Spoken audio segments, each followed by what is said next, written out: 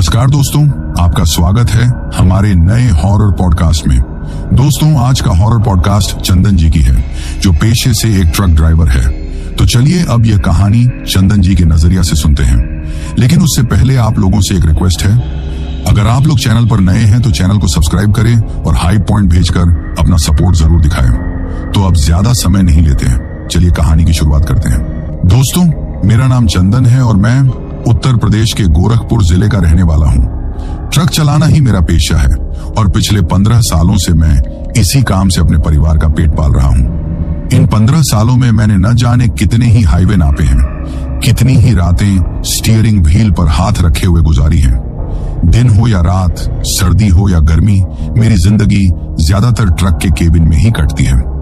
लेकिन आज मैं आप लोगों को जो कहानी सुनाने जा रहा हूँ वो मेरी जिंदगी का वो सबसे डरावना स्वर है, जिसे याद करके आज भी मेरी रूह कांप उठती है।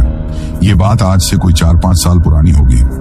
सर्दियों के दिन थे और मैं अपने खलासी टिंकू के साथ कानपुर की एक फैक्ट्री से ऊनी कपड़ों का माल भरकर उत्तराखंड के हल्द्वानी के लिए निकला था। टिंकू मेरे ही गांव का लड़का था, उम्र यही कोई 20-22 साल रही होगी। मेरे साथ काम करते हुए उसे साल भर से ऊपर हो गया था और वो काम में काफी फुर्तीला था। हम दोनों की आपस में अच्छी बनती थी। हम लोग शाम को करीब 4 बजे कानपुर से निकले थे और हमारा अंदाजा था कि अगर सब ठीक रहा तो अगली सुबह तक हम हल्द्वानी पहुंच जाएंगे।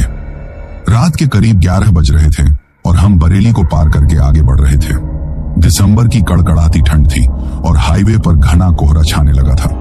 ट्रक की हेडलाइट्स भी उस कोहरे को चीरने में कामयाब नहीं हो पा रही थी और रास्ता बस कुछ ही मीटर तक साफ दिखाई दे रहा था। मैंने ट्रक की रफ्तार धीमी कर ली थी। केबिन में हीटर चल रहा था, लेकिन बाहर की ठंड का असर अंदर तक महसूस हो रहा था। टिंकू अपनी सीट पर ऊँघ रहा था और मैं लगातार सड़क पर नजरें गड़ाए हुए था। हम लोगों को लगातार चलते हुए 7-8 घंटे हो चुके थे। मेरे शरीर में भी थकान हावी हो रही थी और आंखों में नींद भरने लगी थी। तभी टिंकू ने अंगड़ाई लेते हुए आंखें खोली और मुझसे कहा, चंदन भाई, कहीं कोई बढ़िया सा ढाबा देखकर ट्रक रोक लो। भूख भी लग रही है और थोड़ी देर आराम कर लेंगे तो ठीक रहेगा। इस कोहरे में गाड़ी चलाना खतरे से खाली नहीं है। मैंने उसकी बात मानते हुए कहा, हाँ टिंकू, मैं भी यही सोच रहा हूँ। बस कोई ठीक ठाक सी जगह दिख जाए तो रुकते हैं। हम लोग कोई आधा घंटा और आगे चले होंगे, लेकिन उस सुनसान हाईवे पर दूर दूर तक कोई ढाबा या होटल नजर नहीं आ रहा था। कोहरा इतना घना हो गया था कि ऐसा लग रहा था जैसे हम किसी सफेद चादर के बीच चल रहे हों। तभी अचानक हमें हाईवे से नीचे की तरफ उतरता हुआ एक छोटा सा रास्ता दिखाई दिया, जिसके किनारे पर एक पुराना जंग लगा हुआ बोर्ड लगा था। उस पर धुंधले अक्षरों में लिखा था, रामपुर गांव 5 किलोमीटर आगे। और उसी बोर्ड के नीचे किसी ने हाथ से एक और तख्ती लटका रखी थी, जिस पर लिखा था, ढाबा 24 घंटे खुला। टिंकू की नजर उस बोर्ड पर पड़ी और वो लगभग चिल्लाते हुए बोला, भाई वो देखो, ढाबा है आगे, यहीं रोक लो। मैंने उस कच्चे रास्ते की तरफ देखा। वो हाईवे से हटकर बिल्कुल अलग थलग लग रहा था। मेरे मन में एक अजीब सी झिझक हुई। मैंने टिंकू से कहा, यार टिंकू, ये रास्ता कुछ ठीक नहीं लग रहा, हाईवे पर ही कोई जगह देख लेते हैं। मेरी बात सुनकर वो चिढ़ते हुए बोला, अरे भाई, पिछले 1 घंटे से हाईवे पर क्या मिला हमें? अब जब एक ढाबा दिख रहा है तो तुम नखरे कर रहे हो। मुझे तो बहुत जोरों की भूख लगी है, तुम रोको, मैं तो यहीं खाऊंगा। उसकी जिद के आगे मुझे झुकना पड़ा। वैसे भी मुझे चाय की सख्त जरूरत महसूस हो रही थी। मैंने ट्रक को धीरे धीरे उस कच्चे रास्ते पर उतार दिया। वो रास्ता काफी संकरा और ऊबड़ खाबड़ था। दोनों तरफ बड़े बड़े खेत थे, जो उस रात के अंधेरे और कोहरे में और भी भयानक लग रहे थे। करीब 1 किलोमीटर अंदर जाने के बाद हमें एक पुरानी सी इमारत दिखाई दी। वो एक छप्पर वाला ढाबा था, जिसके बाहर एक पीला बल्ब जल रहा था। ढाबे के बाहर हमारा ट्रक अकेला ही खड़ा था। वहां और कोई गाड़ी नहीं थी, जो मुझे थोड़ा अजीब लगा। हमने ट्रक पार्क किया और नीचे उतरे। जैसे ही हम ट्रक से नीचे उतरे, एक बर्फीली हवा का झोंका हमारे शरीर से टकराया और हमारी हड्डियों तक को कंपा गया। ढाबे के अंदर का माहौल और भी अजीब था। अंदर सिर्फ 4-5 लकड़ी की मेजें और बेंचें पड़ी थीं। एक कोने में एक बूढ़ा सरदार जी काउंटर पर बैठा था, जिसकी नजरें हम पर ही घड़ी हुई थीं। उसके चेहरे पर कोई भाव नहीं था। ढाबे के अंदर एक औरत, जो शायद सरदार जी की पत्नी थी, चूल्हे पर रोटियां बना रही थी और एक नौजवान लड़का, शायद उनका बेटा, बर्तन साफ कर रहा था। उन तीनों के अलावा ढाबे में और कोई ग्राहक नहीं था। सब कुछ इतना शांत था कि हमें अपने ही कदमों की आवाज गूंजती हुई सुनाई दे रही थी। हम एक बेंच पर जाकर बैठ गए। वो नौजवान लड़का हमारे पास आया और बिना कुछ बोले हमें घूरने लगा। मैंने ही चुप्पी तोड़ते हुए कहा, खाने में क्या मिलेगा? उसने एक अजीब सी सपाट आवाज में जवाब दिया, दाल मखनी और रोटी। मैंने कहा, ठीक है, 2 प्लेट ले आओ। वो लड़का बिना कुछ कहे वापस चला गया। मैं और टिंकू उस ढाबे के अजीब से माहौल को देखकर एक दूसरे को देख रहे थे। टिंकू ने धीरे से मेरे कान में कहा, भाई ये जगह कुछ अजीब नहीं है, ऐसा लग रहा है जैसे यहाँ सालों से कोई आया ही ना हो। मैंने उसे शांत रहने का इशारा किया। थोड़ी देर में वो लड़का 2 स्टील की थालियों में दाल और गर्मा गर्म रोटियां लेकर आया। भूख तो लगी ही थी, इसलिए हम बिना कुछ सोचे समझे खाने पर टूट पड़े। लेकिन जैसे ही मैंने पहला निवाला मुंह में रखा, मुझे कुछ गड़बड़ लगी। दाल देखने में तो बिल्कुल ठीक थी, लेकिन उसका स्वाद बहुत ही अजीब था। न तो उसमें नमक का पता चल रहा था और न ही किसी मसाले का। ऐसा लग रहा था जैसे मैं सिर्फ उबली हुई दाल खा रहा हूं। मैंने टिंकू की तरफ देखा। उसके चेहरे के हाव भाव भी बदले हुए थे। उसने भी मेरी तरफ देखकर धीरे से कहा, भाई ये क्या खिला रहे हैं ये लोग? इसमें तो कोई स्वाद ही नहीं है। मैंने कहा, चुपचाप खा ले, अब आ गए हैं तो बहस करना ठीक नहीं, जल्दी से खाकर निकलते हैं यहां से। हमने जैसे तैसे अपना खाना खत्म किया। मैं काउंटर पर बैठे सरदार जी के पास पैसे देने गया। मैंने पूछा, सरदार जी कितने पैसे हुए? उस बूढ़े सरदार ने अपनी भारी आवाज में कहा, 20 रुपये। मैं हैरान रह गया। 20 रुपये? सिर्फ 20 रुपये में 2 लोगों का खाना? मुझे लगा मैंने गलत सुना है। सरदार ने बस अपना सिर हिला दिया। उसकी आंखें मुझे घूर रही थीं और उनमें एक अजीब सी खालीपन था। मैंने चुपचाप 20 रुपए का नोट निकालकर उसे दिया और वापस अपनी सीट पर आ गया। टिंकू भी इस बात से हैरान था। जैसे ही हम ढाबे से बाहर निकलने के लिए उठे, उस बूढ़े सरदार ने हमें आवाज दी। हम रुके और पीछे मुड़कर देखा। उसने अपनी उसी सपाट आवाज में कहा, आगे रामपुर गांव से होकर मत जाना, रास्ता ठीक नहीं है। मैंने पूछा, क्यों, क्या हुआ उस रास्ते में? सरदार ने कोई जवाब नहीं दिया, बस हमें घूरता रहा। उसकी पत्नी और बेटा भी अपना अपना काम छोड़कर हमें ही देख रहे थे। उन तीनों की आंखों में एक ऐसी वीरानी थी जिसे देखकर मेरे अंदर एक अनजाना सा डर पैदा होने लगा। मैंने टिंकू का हाथ पकड़ा और उसे लगभग खींचते हुए ढाबे से बाहर ले आया।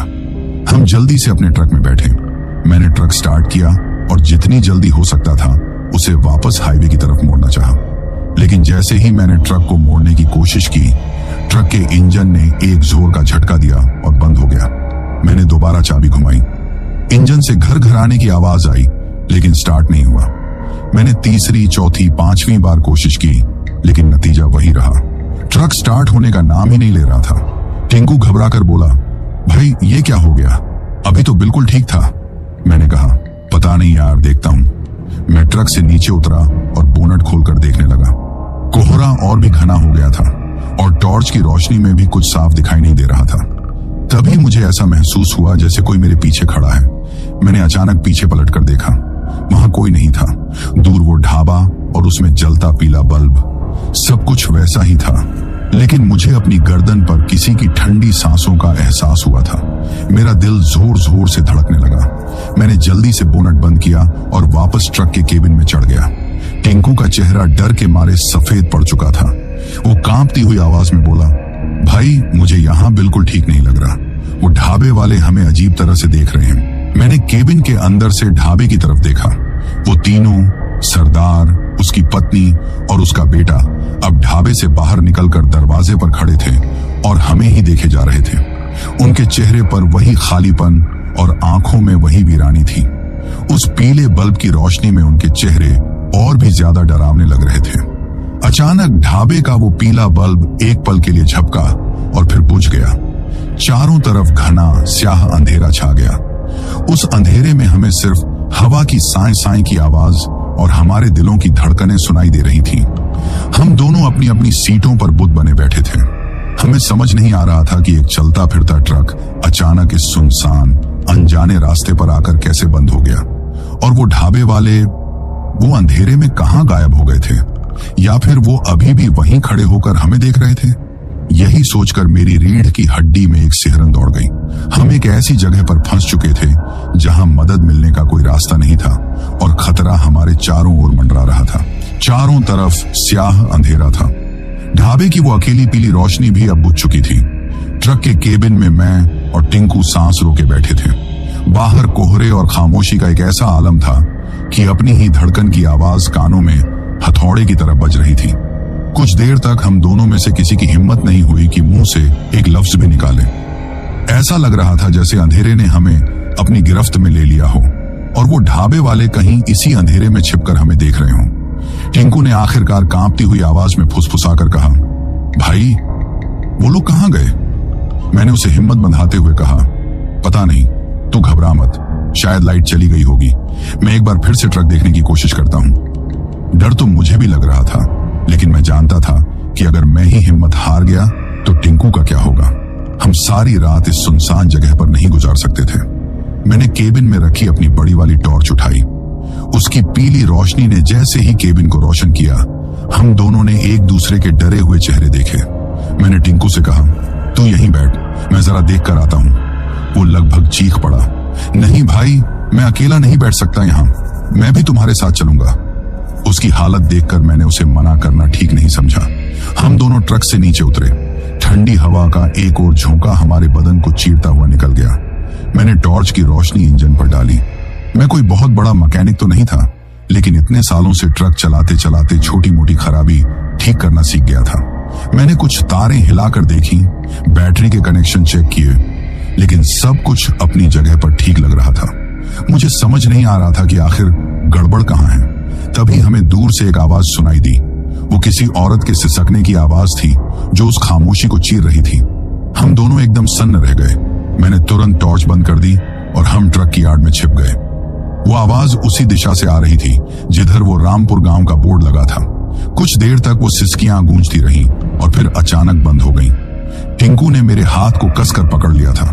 उसका पूरा शरीर कांप रहा था। वो बोला, भाई ये कौन रो रहा था इतनी रात को? मेरे पास इसका कोई जवाब नहीं था।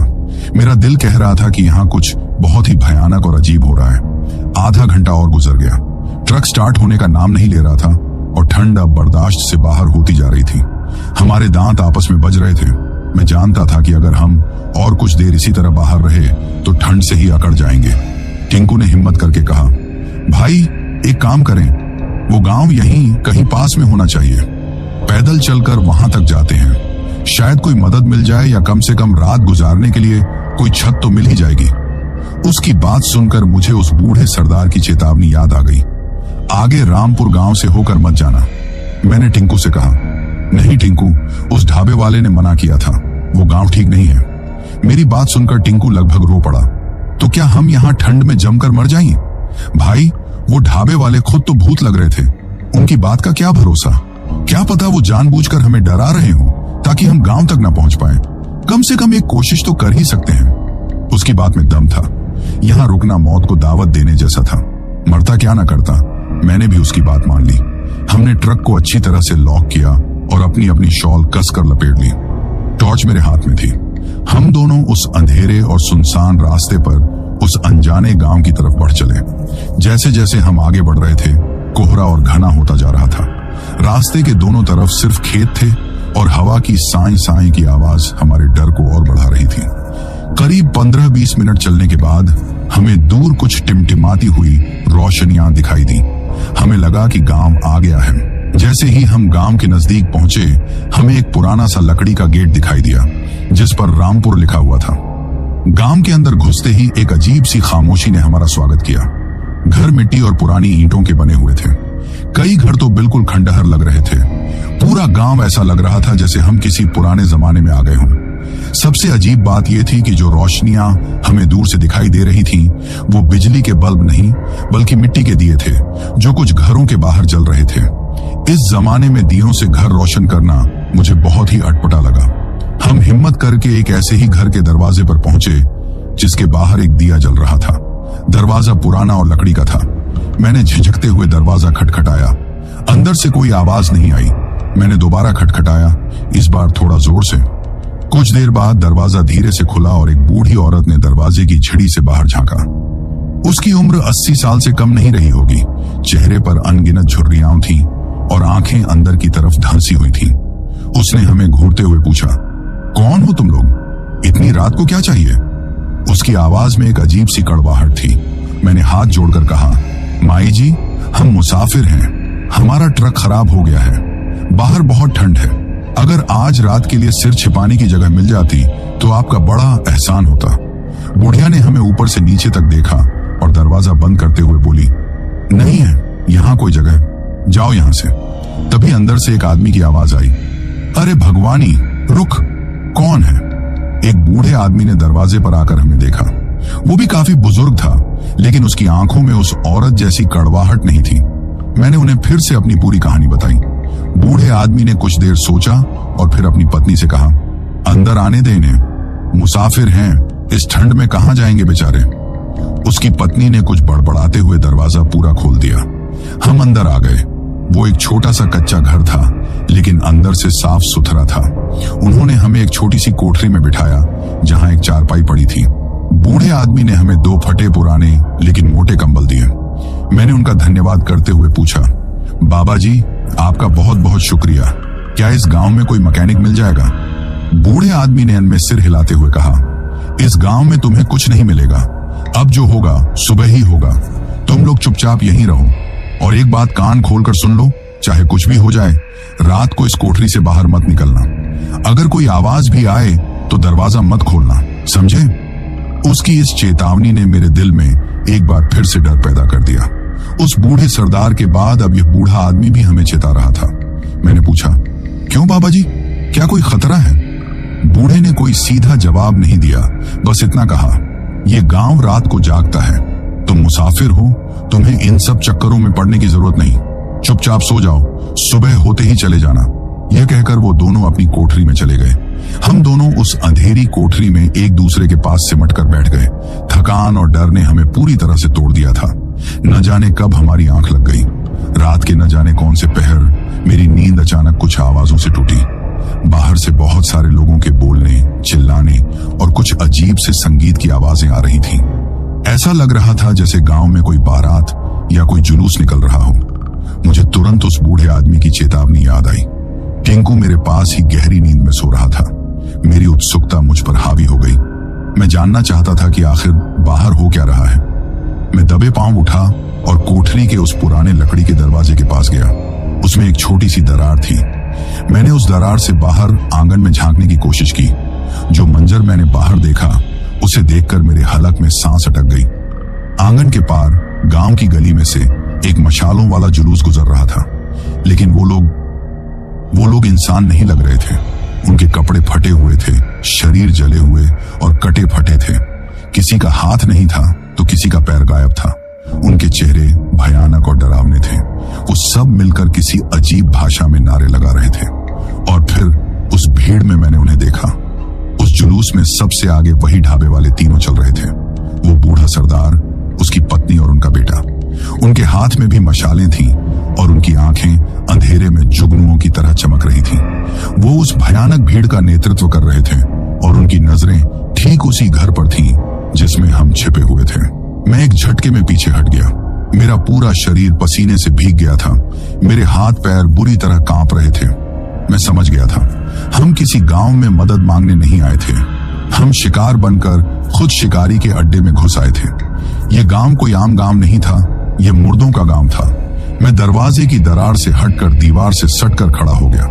मेरा शरीर किसी सूखे पत्ते की तरह कांप रहा था और मुंह से आवाज नहीं निकल रही थी। जो मैंने देखा था वो किसी बुरे सपने से भी ज्यादा भयानक था। वो ढाबे वाले, वो कटे फटे जिस्मों वाली भीड़, वो सब सच था। टिंकू ने मेरी हालत देखकर मुझे झकझोरा। क्या हुआ भाई, तुम ऐसे क्यों कांप रहे हो? बाहर क्या है? मेरे लिए बोलना मुश्किल हो रहा था। मैंने किसी तरह हिम्मत जुटाई और उसके कान में फुसफुसाया, टिंकू, बाहर एक जुलूस है, मुर्दों का जुलूस। पहले तो टिंकू को मेरी बात पर यकीन नहीं हुआ। उसे लगा कि मैं डर के मारे बहकी बहकी बातें कर रहा हूं। वो खुद देखने के लिए दरवाजे की तरफ बढ़ा। मैंने उसे रोकने की बहुत कोशिश की, लेकिन वो नहीं माना। उसने भी उसी दरार से बाहर झांका और अगले ही पल उसकी एक दबी हुई चीख निकली। वो बिजली की गति से पीछे हटा और जमीन पर गिर पड़ा। उसका चेहरा चादर की तरह सफेद पड़ गया था। अब उसे मेरी बात पर यकीन हो गया था। बाहर की आवाजें अब और भी ज्यादा नजदीक आ रही थीं। ऐसा लग रहा था जैसे वो पूरी भीड़ हमारे दरवाजे के ठीक बाहर आकर रुक गई हो। हमें हमें घर की बाहरी दीवारों पर नाखूनों से खुरचने की आवाजें आने लगी। साथ ही कई अलग अलग आवाजों में एक फुसफुसाहट सुनाई दे रही थी। बाहर निकलो, बाहर आओ। हम दोनों एक दूसरे से चिपक कर कोठरी के सबसे अंधेरे कोने में दुबक गए। मौत इतनी करीब मैंने अपनी जिंदगी में कभी महसूस नहीं की थी। हमें लग रहा था कि किसी भी पल वो लकड़ी का कमजोर दरवाजा टूट जाएगा और वो भयानक भीड़ हमें नोचकर खा जाएगी। तभी उस घर के दूसरे कमरे से उस बूढ़े आदमी की गरजती हुई आवाज आई। वो अपनी पूरी ताकत से चिल्ला रहा था, चले जाओ यहां से, ये मेरे मेहमान हैं, इन्हें हाथ लगाने की हिम्मत मत करना। उसकी आवाज में एक अजीब सा अधिकार था। बाहर की खुरचन और फुसफुसाहट एक पल के लिए बंद हो गई, लेकिन फिर एक साथ कई घिनौनी और अमानवीय हंसी का शोर गूंजा। ऐसा लगा जैसे वो भीड़ उस बूढ़े आदमी का मजाक उड़ा रही हो। दीवारों पर खुरचन और भी जोर जोर से होने लगी। बूढ़ा आदमी फिर चिल्लाया। मैंने कहा, लौट जाओ, तुम्हारी दुश्मनी हमसे है, इन बेचारों ने तुम्हारा क्या बिगाड़ा है, सुबह होते ही ये चले जाएंगे। इस बार बाहर से एक भारी घूरती हुई आवाज आई। वो आवाज उस बूढ़े सरदार की थी। उसने कहा, कोई कहीं नहीं जाएगा, आज गांव में जो भी जिंदा है वो सुबह का सूरज नहीं देखेगा। यह सुनकर हमारा रहा सहा खून भी सूख गया। हम समझ गए कि वो बूढ़ा और बुढ़िया भी इन खतरनाक आत्माओं के बारे में जानते हैं और शायद हमें बचाने की कोशिश कर रहे हैं। लेकिन क्यों? वो हमारी मदद क्यों कर रहे थे? बाहर करीब आधे घंटे तक ये बहस चलती रही। बूढ़ा आदमी लगातार उन्हें रोकने की कोशिश करता रहा और वो भीड़ दरवाजा तोड़ने पर आमादा थी। फिर धीरे धीरे बाहर की आवाजें कम होने लगी। ऐसा लगा जैसे वो जुलूस आगे बढ़ गया हो।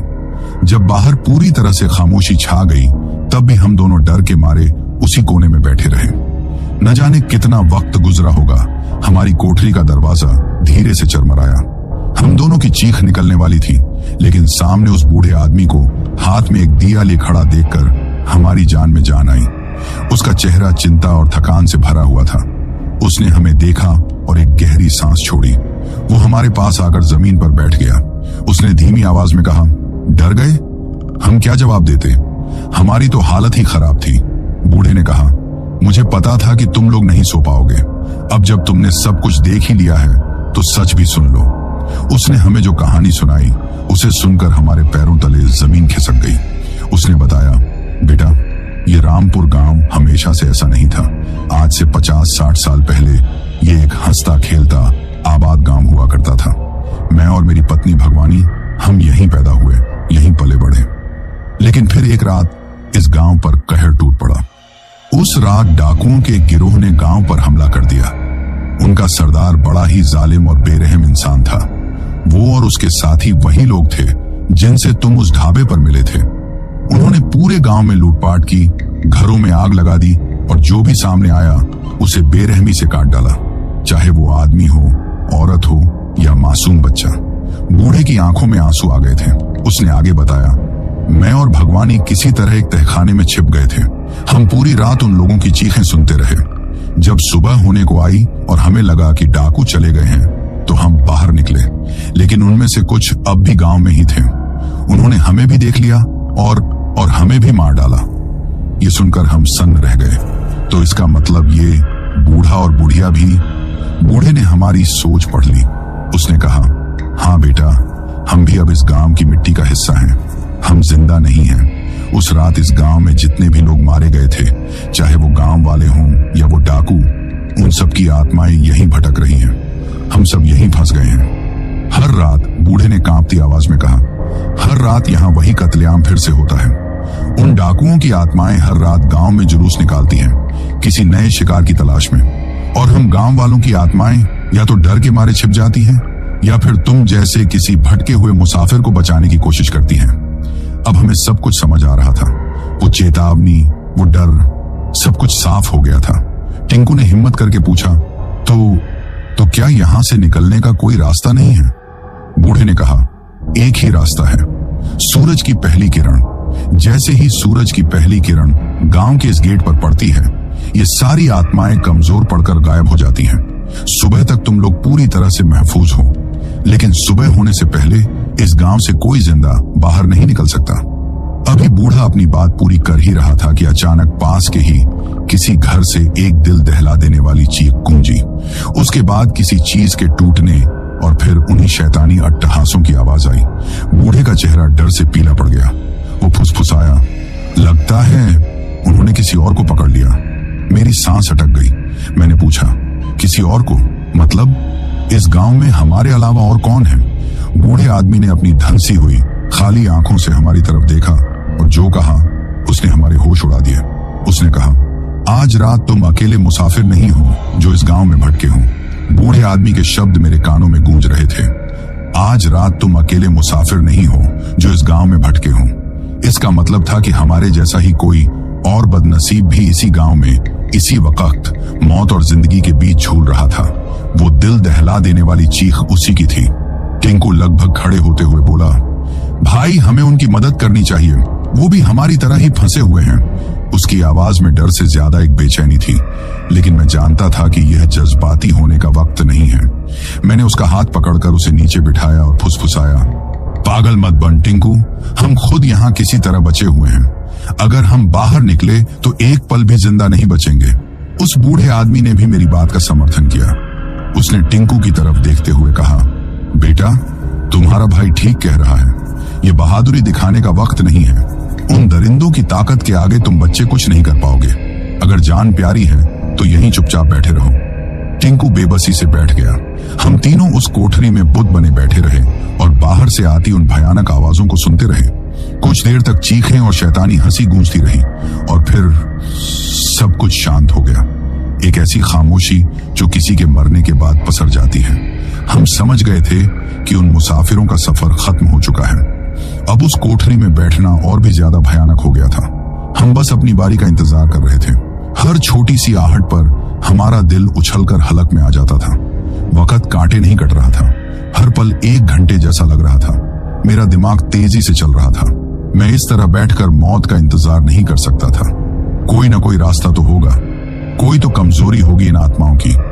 मैंने उस बूढ़े आदमी से फिर पूछा, बाबा जरूर कोई ना कोई रास्ता होगा। ये आत्माएं, ये भूत प्रेत जरूर किसी चीज से डरते होंगे, कोई मंत्र, कोई देवी देवता का स्थान।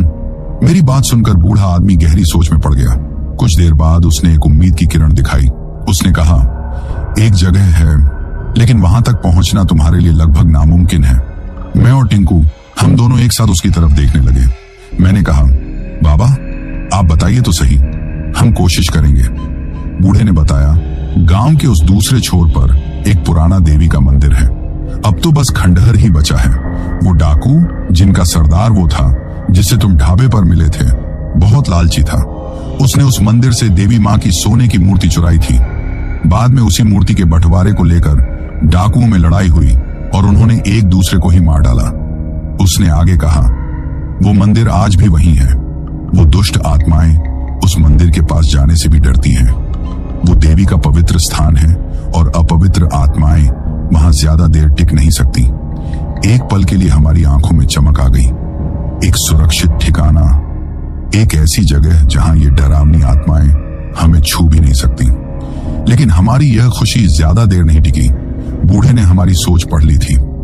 लेकिन वहां तक पहुंचना मतलब मौत के मुंह में जाना है। वो मंदिर गांव के दूसरे सिरे पर है और वहां तक जाने के लिए तुम्हें उन्हीं गलियों से गुजरना होगा जहां वो दरिंदे शिकार ढूंढ रहे हैं। इससे अच्छा है कि तुम लोग सुबह होने का इंतजार करो। अब ज्यादा वक्त नहीं बचा है। हम फिर से एक दुविधा में पड़ गए। क्या करें? यहाँ रुककर अपनी किस्मत पर भरोसा करें या फिर अपनी जान दांव पर लगाकर उस मंदिर तक पहुंचने की कोशिश करें? टिंकू बोला, भाई हमें कोशिश करनी चाहिए। यहाँ बैठे बैठे भी मौत का ही इंतजार कर रहे हैं। कम से कम लड़कर मरेंगे। मैं कुछ फैसला कर पाता उससे पहले ही एक ऐसी घटना हुई जिसने हमारा फैसला खुद ही कर दिया। अचानक हमें एक खुरचने की आवाज सुनाई दी, लेकिन इस बार यह आवाज दीवारों से नहीं आ रही थी। यह आवाज ठीक हमारे सिर के ऊपर से कोठरी की कच्ची छत से आ रही थी। हम तीनों ने एक साथ डरकर ऊपर देखा। छत की घास फूस और लकड़ियां हिल रही थीं। खुरचने की आवाज और तेज होती जा रही थी। तभी हमारी आंखों के सामने छत से मिट्टी और घास का एक टुकड़ा टूटकर हमारे बीच में गिरा। उस बूढ़े आदमी के चेहरे पर अब तक का सबसे भयानक डर था। वो कांपती हुई आवाज में फुसफुसाया, वो वापस आ गए हैं। उसके शब्द हमारे कानों में पिघले हुए शीशे की तरह उतरे। और इस बार वो दरवाजे से नहीं आएंगे। ऊपर छत पर अब खुरचन की जगह कोई चीज जोर जोर से तोड़ी जा रही थी। ऐसा लग रहा था जैसे कोई जानवर अपने पंजों से छत को फाड़कर अंदर घुसना चाहता हो। हमारा इकलौता सुरक्षित ठिकाना अब किसी भी पल टूटने वाला था। अब हमारे पास सोचने का वक्त नहीं था। हमारे पास एक ही रास्ता बचा था, भागो, या तो उस मंदिर की तरफ या फिर सीधे मौत के मुंह में। छत से आती खुरचन की आवाज अब पागलों जैसी तोड़फोड़ में बदल चुकी थी। लकड़ियां चटक रही थी और हमारे ऊपर धूल और सूखी घास की बारिश हो रही थी। किसी भी पल वो छत टूट सकती थी और हम उन दरिंदों के हवाले होते। अब सोचने का समय नहीं था। उस बूढ़े आदमी ने हमारी तरफ देखा। उसकी धंसी हुई आंखों में एक अजीब सी दृढ़ता थी। उसने हमें कोठरी के दरवाजे से खींचकर घर के मुख्य दरवाजे की तरफ धकेला। भागो, वो चीखा। मैं और भगवान ही इन्हें रोकते हैं। तुम लोग बस भागना, सीधे भागते रहना और पीछे मुड़कर एक बार भी मत देखना। गांव के चौक से दाहिने हाथ की तरफ मुड़ जाना, मंदिर उसी तरफ है। उसकी बात सुनकर हम हैरान रह गए। वो हमारे लिए अपनी आत्मा को खतरे में डाल रहा था। इससे पहले कि हम कुछ कह पाते, उस बूढ़े ने अपनी पत्नी का हाथ पकड़ा और दोनों घर के ठीक बीच में उस टूटती हुई छत के नीचे जाकर खड़े हो गए। उन्होंने जोर जोर से चिल्लाना और कुछ अजीब मंत्र जैसा पढ़ना शुरू कर दिया ताकि ऊपर मौजूद आत्माओं का ध्यान उनकी तरफ खींच जाए। हमें हमारा मौका मिल चुका था। मैंने और टिंकू ने कांपते हुए हाथों से दरवाजे की पुरानी लकड़ी की सिटकनी खोली और एक झटके में बाहर गली में कूद पड़े। एक पल के लिए हम रुके। हमें पीछे से उस घर के अंदर से एक भयानक चीख और छत टूटने की जोरदार आवाज सुनाई दी। हम समझ गए कि उस बूढ़े और बुढ़िया ने हमारे लिए अपनी कुर्बानी दे दी है। आंखों में आंसू थे, लेकिन रुकने का मतलब अपनी मौत को दावत देना था। भाग टिंकू, मैं चिल्लाया और हम दोनों ने अपनी जिंदगी की सबसे तेज दौड़ लगा दी। गांव की वो गलियां किसी भूल भुलैया से कम नहीं थी। चारों तरफ घना अंधेरा और कोहरा था। हम बस अंदाजे से उस दिशा में भाग रहे थे जो हमें गांव के चौक की तरफ ले जाए। हमारे पीछे से अब पूरी भीड़ के चिल्लाने और भागने की आवाजें आ रही थीं। वो जान चुके थे कि हम भाग निकले हैं। वो दौड़ शायद मेरी जिंदगी के सबसे डरावने कुछ मिनट थे। हम अंधेरे में भागते हुए कभी किसी पत्थर से टकराते, कभी एक दूसरे से। हर अंधेरे दरवाजे और टूटी हुई खिड़की से ऐसा लगता था कि कोई हाथ निकलकर हमें पकड़ लेगा। हवा में सड़ांध और जलने की गंध भरी हुई थी। हमारे कानों में डरावनी फुसफुसाहटें गूंज रही थीं। तभी हम एक गलत मोड़ मुड़ गए और एक बंद गली में पहुंच गए। हमारे पीछे कदमों की आवाज तेजी से नजदीक आ रही थी। एक पल के लिए लगा कि खेल खत्म हो गया, लेकिन मैंने हिम्मत नहीं हारी। मैंने टिंकू को खींचा और हम वापस मुड़कर दूसरी गली में भागे। जैसे ही हम मुड़े, एक आत्मा ने टिंकू पर झपट्टा मारा। मैंने उसे पूरी ताकत से अपनी तरफ खींचा और हम बाल बाल बच गए। भागते भागते हम गांव के चौक पर पहुंचे। वो एक खुला हुआ इलाका था और वहां का मंजर देखकर हमारी आत्मा कांप गई। चौक के बीचों बीच 2 लाशें पड़ी थीं, जो शायद उन्हीं बदनसीब मुसाफिरों की थीं जिनकी चीखें हमने सुनी थीं। उनकी हालत इतनी भयानक थी कि उसे बयान नहीं किया जा सकता। हमें बूढ़े की बात याद आई, चौक से दाहिने मुड़ना। हमारे पीछे पूरी भीड़ चौक में घुस चुकी थी। सबसे आगे वो शैतान सरदार था। उसकी लाल आंखें अंधेरे में अंगारों की तरह जल रही थीं और वो अपनी कटी हुई उंगली से हमारी तरफ इशारा कर रहा था।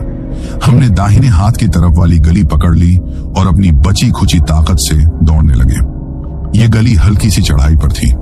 हमें सांस लेने में भी दिक्कत हो रही थी, लेकिन हम रुके नहीं। तभी कोहरे के बीच से हमें दूर एक टूटी फूटी इमारत का धुंधला सा ढांचा दिखाई दिया। वो यकीनन वही मंदिर था। मंजिल अब बस कुछ ही कदमों की दूरी पर थी। इस एहसास ने हमारे अंदर एक नई ऊर्जा भर दी। जैसे जैसे हम मंदिर के नजदीक पहुंच रहे थे, हमारे पीछे आ रही आत्माओं की रफ्तार धीमी होने लगी थी। ऐसा लग रहा था जैसे कोई अनदेखी दीवार उन्हें आगे बढ़ने से रोक रही हो। वो अब भी चिल्ला रहे थे, लेकिन उनकी आवाज में अब गुस्से से ज्यादा एक तरह की बेबसी थी। हम लड़खड़ाते हुए मंदिर की टूटी फूटी पत्थर की सीढ़ियों पर चढ़े और बिना एक पल गंवाए खुद को मंदिर के अंदर झोंक दिया, जो अब बिना छत का एक खंडहर मात्र था। जैसे ही हमारे कदमों ने मंदिर की दहलीज को छुआ, हमारे पीछे गूंज रहा हर शोर अचानक बंद हो गया। हमने हिम्मत करके पीछे मुड़कर देखा। वो पूरी की पूरी मुर्दों की भीड़ मंदिर की सीढ़ियों के ठीक नीचे खड़ी थी। वो हमें घूर रहे थे, लेकिन एक कदम भी आगे नहीं बढ़ा पा रहे थे। सरदार की आंखों में हमारे लिए इतनी नफरत थी कि अगर वो नफरत किसी को जला सकती तो हम वहीं राख हो जाते। हम बच गए थे, हम सुरक्षित थे। इस एहसास के साथ ही हमारी सारी ताकत जवाब दे गई और हम दोनों वहीं जमीन पर गिरकर हाँफने लगे। लेकिन हमारी किस्मत में शायद सुकून लिखा ही नहीं था। जैसे ही हमारी सांसें कुछ काबू में आईं, हमें अपने पीछे से मंदिर के सबसे अंधेरे कोने से एक आवाज सुनाई दी। ये किसी के रोने की आवाज थी, एक औरत की धीमी धीमी सिसकियों की आवाज। हमारे रोंगटे फिर से खड़े हो गए। हमने पलटकर उस कोने में देखा। खंडहर हो चुके गर्भगृह के पास, जहां कभी देवी मां की मूर्ति रही होगी, अंधेरे में एक परछाई बैठी थी। वो एक औरत की परछाई थी। हम उस शैतानी भीड़ से तो बच गए थे, लेकिन हम इस पवित्र खंडहर में अकेले नहीं थे। हम एक नई अनजानी मुसीबत के साथ इस मंदिर में कैद हो चुके थे। बाहर खड़ी मुर्दों की फौज और अंदर मंदिर के अंधेरे कोने से आती सिसकियों की आवाज। हम दो पाटों के बीच में पिस गए थे। एक तरफ वो दरिंदे थे जो हमारी जान लेना चाहते थे, और दूसरी तरफ एक अनजानी आत्मा थी जिसके इरादों के बारे में हम कुछ नहीं जानते थे। मेरा और टिंकू का शरीर डर से अकड़ गया था। हम बस उस परछाई को देख रहे थे जो अब धीरे धीरे हिलडुल रही थी। वो परछाई खड़ी हुई। वो एक औरत की आत्मा थी। सुबह के धुंध हल्के की हल्की सी रोशनी जो मंदिर के टूटे हुए छत से अंदर आ रही थी, उसमें उसका चेहरा साफ दिखाई दे रहा था। वो एक नौजवान लड़की थी। उसकी आंखों में बहुत गहरा दुख और पीड़ा थी। उसके कपड़े पुराने जमाने के थे और उसके माथे पर एक गहरा घाव था। वो हमारी तरफ देख रही थी, लेकिन उसकी नजरों में नफरत या गुस्सा नहीं, बल्कि एक अजीब सी उदासी थी। टिंकू ने हिम्मत करके कांपती हुई आवाज में पूछा, तुम कौन हो? उस लड़की की आत्मा ने कोई जवाब नहीं दिया, बस उसकी सिसकियां और तेज हो गईं। वो हमें देखकर और भी ज्यादा रोने लगी। मैं समझ नहीं पा रहा था कि आखिर हो क्या रहा है। तभी टिंकू ने एक और सवाल पूछा, क्या तुम भी हमें मारना चाहती हो? इस बार उस आत्मा ने नन्ना में अपना सिर हिलाया। उसने अपनी मधुर लेकिन दर्द भरी आवाज में कहा, मैं तुम्हें कोई नुकसान नहीं पहुंचाऊंगी, मैं तो खुद यहाँ कैद हूं। उसने हमें अपनी कहानी बताई और उसकी कहानी इस गांव के डरावने राज से जुड़ी हुई थी। उसने बताया, मेरा नाम राधा है, मैं इसी मंदिर के पुजारी की बेटी थी। जिस रात उन डाकुओं ने गांव पर हमला किया था, वो इस मंदिर में भी आए थे। उनका सरदार, वो शैतान, मंदिर का सोना लूटना चाहता था। मेरे पिता ने उसे रोकने की कोशिश की तो उसने मेरे पिता को मेरे ही आंखों के सामने मार डाला। राधा की आंखों से आंसू बह रहे थे। पिताजी के बाद उन दरिंदों ने मेरी तरफ हाथ बढ़ाया। अपनी इज्जत बचाने के लिए मैंने इसी मंदिर में देवी मां की मूर्ति के सामने पिताजी के पूजा के त्रिशूल से अपनी जान दे दी। उसकी कहानी सुनकर हमारे रोंगटे खड़े हो गए। उसने आगे कहा, क्योंकि मैंने एक पवित्र स्थान पर अपनी जान दी, मेरी आत्मा इस मंदिर से बंध गई है। मैं इस मंदिर की दहलीज के बाहर नहीं जा सकती और बाहर की कोई भी दुष्ट आत्मा इस दहलीज के अंदर नहीं आ सकती। मैं सालों से यहाँ अकेली कैद हूँ। हर रात अपने गांव वालों का वो भयानक हश्र देखती हूँ और रोने के सिवा कुछ नहीं कर सकती। अब हमें समझ आया कि हम सुरक्षित क्यों थे। ये मंदिर राधा की आत्मा की वजह से एक ऐसा किला बना हुआ था जिसे तोड़ा नहीं जा सकता था। मैंने पूछा, तो क्या वो शैतान सरदार और उसकी फौज सुबह होने तक हमारा इंतजार करेगी? राधा ने हाँ में सिर हिलाया। वो सुबह की पहली किरण तक यहीं रहेंगे। वो सरदार बहुत हठी और पापी है। इस मंदिर से उसे खास नफरत है क्योंकि वो इसे कभी पूरी तरह जीत नहीं पाया। वो तुम दोनों को मारकर तुम्हारी आत्माओं को भी इसी गांव में कैद करना चाहता है ताकि उसकी ताकत और बढ़ जाए। ये सुनकर हमारा दिल बैठ गया। अगर हम मारे गए तो हमारी आत्मा को भी यहीं भटकना पड़ेगा। राधा ने हमें एक और डरावनी बात बताकर हमारे डर को और बढ़ा दिया। उसने कहा, एक और खतरा है। जैसे जैसे सुबह नजदीक आती है, दिन और रात की शक्तियों के बीच का संतुलन बिगड़ने लगता है। उस वक्त इस मंदिर की पवित्र शक्ति कुछ पलों के लिए कमजोर पड़ जाती है। अगर उस सरदार ने अपनी पूरी ताकत लगाई तो हो सकता है कि वो कुछ पलों के लिए मंदिर की दहलीज को पार कर ले। इसका मतलब था कि हमारी लड़ाई अभी खत्म नहीं हुई थी। असली खतरा तो अब आने वाला था। हम तीनों, मैं, टिंकू और राधा की आत्मा मंदिर के बीचों बीच बैठ गए। हमारी नजरें आसमान पर टिकी थीं, जो अब धीरे धीरे अपना रंग बदल रहा था। काले रंग की जगह अब एक गहरा नीला रंग ले रहा था। बाहर खड़ी वो भीड़ बिल्कुल खामोश थी, जैसे किसी तूफान से पहले की शांति हो। अचानक उस भीड़ में एक हलचल हुई। वो शैतान सरदार धीरे धीरे आगे बढ़ा। उसने अपना एक कदम मंदिर की पहली सीढ़ी पर रखा। जैसे ही उसके पैर ने पत्थर को छुआ, पत्थर से धुआं निकलने लगा और एक जलने की आवाज आई। सरदार दर्द से गुर्राया, लेकिन उसने अपना पैर पीछे नहीं हटाया। वो अपनी पूरी ताकत लगाकर उस पवित्र पत्थर के दर्द को सहते हुए अंदर आने की कोशिश कर रहा था। उसने दूसरा कदम बढ़ाया। दूसरी सीढ़ी भी धुएं और चिंगारियों से भर गई। उसका चेहरा गुस्से और दर्द से बिगड़ा हुआ था, लेकिन उसकी आंखों में हमें मार डालने का जुनून साफ दिख रहा था। राधा की आत्मा ने खौफ से हमारी तरफ देखा। उसकी आवाज में अब तक की सबसे ज्यादा घबराहट थी। वो आ रहा है, वो चीखी। सुबह होने से पहले वो यहां पहुंच जाएगा। शैतान सरदार दर्द से तड़प रहा था, लेकिन उसकी आंखों में जुनून कम नहीं हुआ था। वो एक एक इंच करके मंदिर की दहलीज को पार करने की कोशिश कर रहा था। उसका एक हाथ अब दहलीज के अंदर आ चुका था और वो टिंकू की तरफ लपका, जो मेरे सबसे करीब था। हम दोनों की आंखों के सामने मौत खड़ी थी। हम कुछ भी करने में असमर्थ थे। राधा की आत्मा भी अपनी पूरी शक्ति से उस शैतान को रोकने की कोशिश कर रही थी, लेकिन सरदार का पाप और उसकी घृणा की शक्ति बहुत ज्यादा थी। तभी न जाने कैसे मेरे कांपते हुए हाथ अपने आप मेरे गले की तरफ गए। वहां मेरी मां का दिया हुआ एक छोटा सा चांदी का लॉकेट था, जिसमें हनुमान जी का चित्र था। मैं ज्यादा पूजा पाठ करने वाला इंसान नहीं था, लेकिन मेरी मां ने कसम देकर मुझे ये लॉकेट पहनाया था। मैंने एक झटके में उस लॉकेट को अपने गले से खींचा और उसे अपने सामने किसी ढाल की तरह पकड़ लिया। मेरे मुंह से अपने आप ही हनुमान चालीसा की पंक्तियां निकलने लगीं, जो बचपन में मेरी दादी मुझे सुनाया करती थी। मेरी आवाज डर के मारे कांप रही थी, लेकिन मैं बोलता रहा। जैसे ही सरदार का पंजा टिंकू को छूने वाला था, मेरे हाथ में पकड़े उस छोटे से लॉकेट से एक तेज सुनहरी रोशनी निकली। वो रोशनी सीधे उस शैतान के हाथ पर पड़ी। अगले ही पल एक ऐसी दिल दहला देने वाली चीख गूंजी जो हमने अब तक नहीं सुनी थी। वो चीख गुस्से या नफरत की नहीं, बल्कि असहनीय पीड़ा और हार की थी। सरदार का जो हाथ दहलीज के अंदर था, वो उस रोशनी के पड़ते ही धुएं में बदलकर गायब हो गया। वो शैतान किसी जली हुई लकड़ी की तरह पीछे की तरफ लुढ़का और मंदिर की सीढ़ियों से नीचे जा गिरा। और ठीक उसी पल पूरब दिशा से सूरज की पहली किरण ने अपना सुनहरा रंग बिखेरा और गांव के उस पुराने गेट को छू लिया। वो एक पल था, लेकिन उस एक पल में सब कुछ बदल गया। सूरज की वो सुनहरी रोशनी एक लहर की तरह पूरे गांव में फैल गई। जैसे ही उस रोशनी ने मंदिर के बाहर खड़ी उस मुर्दों की भीड़ को छुआ, एक साथ हजारों आत्माओं की एक मिलीजुली चीख गूंजी। वो सभी आत्माएं सरदार समेत काले धुएं में बदलकर हवा में गायब हो गईं। एक पल में ही गांव की वो डरावनी रात और उसका वो भयानक शोर खत्म हो गया। चारों तरफ अब पंछियों के चहचहाने की मीठी आवाज सुनाई दे रही थी। रात का अंधेरा छोंट चुका था। हम बच गए थे। मैंने और टिंकू ने एक दूसरे को देखा। हम जिंदा थे। मेरे हाथ में वो लॉकेट अभी भी था, लेकिन अब वो चमक नहीं रहा था। हमने राधा की तरफ देखा। उसकी आत्मा का दुख और पीड़ा अब गायब हो चुकी थी। उसके चेहरे पर सालों बाद एक शांत और सौम्य मुस्कान थी। उसका शरीर अब पहले से कहीं ज्यादा पारदर्शी हो रहा था।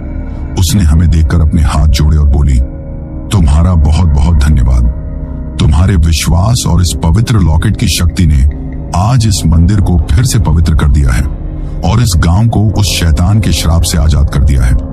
अब मेरे भी यहां से जाने का समय आ गया है। उसकी बात सुनकर हमारी आंखें भर आईं। अब जाओ, उसने मुस्कुराते हुए कहा, और फिर कभी इस रास्ते पर मुड़कर मत देखना। इतना कहते ही राधा की आत्मा सुबह की उस सुनहरी धूप में एक प्रकाश पुंज की तरह गायब हो गई। उसे आखिरकार मुक्ति मिल गई थी। कुछ देर बाद जब हमारे शरीर की कंपी कुछ कम हुई, तो हम उस मंदिर से बाहर निकले। दिन की रोशनी में वो गांव और भी ज्यादा वीरान और खंडहर लग रहा था। गलियों में रात की उस भयानक दौड़ का कोई निशान नहीं था। चौक में पड़ी वो लाशें भी गायब थीं। ऐसा लग रहा था जैसे रात में जो कुछ भी हुआ वो बस एक बुरा सपना था। हम चुपचाप उस गांव से बाहर निकलकर उसी रास्ते पर चलने लगे जहां हमारा ट्रक खड़ा था। हमारे दिल में एक डर था कि कहीं ट्रक अभी भी खराब न हो, लेकिन जब हम उस जगह पहुंचे तो हमारे आश्चर्य का ठिकाना नहीं रहा। वहां कोई कच्चा रास्ता नहीं था, कोई ढाबे का निशान नहीं था। हमारा ट्रक बिल्कुल ठीक ठाक हालत में हाईवे के किनारे खड़ा था, जैसे हमने उसे यहीं पार्क किया हो। सब कुछ इतना सामान्य था कि एक पल के लिए मुझे खुद पर शक हुआ। क्या ये सब वाकई हुआ था या ये सिर्फ हमारे थके हुए दिमाग का वहम था? लेकिन फिर मेरी नजर अपने गले पर पड़ी जहां से लॉकेट गायब था, और मेरे हाथ में मौजूद लॉकेट ने गवाही दे दी कि वो रात कोई सपना नहीं बल्कि एक भयानक हकीकत थी। मैं ड्राइविंग सीट पर बैठा और चाबी घुमाई। ट्रक पहली ही बार में स्टार्ट हो गया। हमने वहां एक पल भी और रुकना ठीक नहीं समझा। हमने ट्रक आगे बढ़ा दिया। हम दोनों ने पूरे रास्ते एक शब्द भी नहीं कहा। हम हल्द्वानी पहुंचे, माल उतारा और वापस गोरखपुर आ गए। उस भयानक अनुभव ने हम दोनों को तोड़कर रख दिया था। टिंकू ने उस घटना के कुछ दिन बाद ही ट्रक पर काम करना छोड़ दिया। उसने कहा कि वो अब अपनी जिंदगी का एक पल भी उन हाईवे पर नहीं गुजार सकता। वो वापस अपने गांव चला गया और अब वहीं खेती बाड़ी करता है। मैं आज भी ट्रक चलाता हूं क्योंकि पेट पालने के लिए कुछ तो करना ही था, लेकिन उस रात ने मुझे हमेशा के लिए बदल दिया। अब मैं कभी भी किसी सुनसान जगह पर ट्रक नहीं रोकता, चाहे कितनी भी मजबूरी क्यों ना हो। और मेरे गले में हनुमान जी का वो लॉकेट हमेशा रहता है। मैं आज भी जब उस हाईवे से गुजरता हूं तो मेरी नजरें उस जगह को ढूंढती हैं, लेकिन वहां मुझे कभी भी वो कच्चा रास्ता या वो जंग लगा बोर्ड दोबारा नहीं दिखा। शायद वो रास्ता सिर्फ उन्हीं के लिए खुलता है जिनकी किस्मत में उस रात रामपुर गांव का मेहमान बनना लिखा हो। तो दोस्तों, ये कहानी यही खत्म हुई। और अगर आप लोग भी चाहते हैं कि आपका नाम वीडियो में लिया जाए तो अपना नाम और अपने शहर का नाम वीडियो में कमेंट करें। अगर आपको यह कहानी पसंद आई हो तो वीडियो को लाइक और चैनल को सब्सक्राइब करें ताकि और भी डरावनी कहानियां आप तक पहुंच सकें। कहानी को अंत तक सुनने के लिए दिल से धन्यवाद दोस्तों।